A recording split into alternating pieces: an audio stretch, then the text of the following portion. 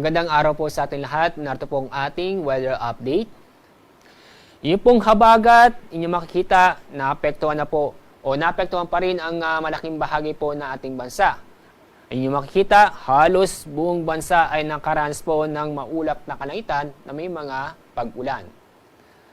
Yung pong low pressure area ay nasa bandang West Philippine Sea, nasa layong 135 kilometers west-southwest ng Calapan City, Oriental Mindoro.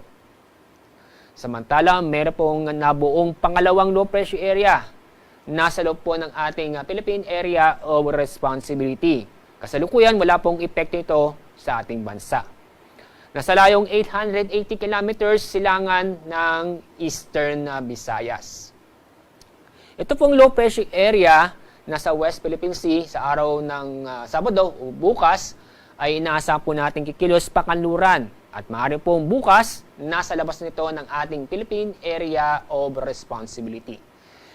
Itong pagkilos o inaasing pagkilos ng pangalawang low pressure area ay January west-northwest at maaari pong lumapit po sa may bandang east ng Northern Luzon.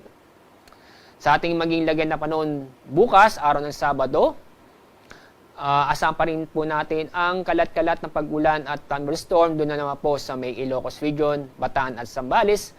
Dahil po itong habagat ay unti-unti na pong kikilos pakanluran dahil itong low pressure area ay may impluwensya kay habagat. Kaya bukas, itong habagat ay maapektuhan na lamang po ang kalurang bahagi ng Northern Luzon at ng Central Luzon.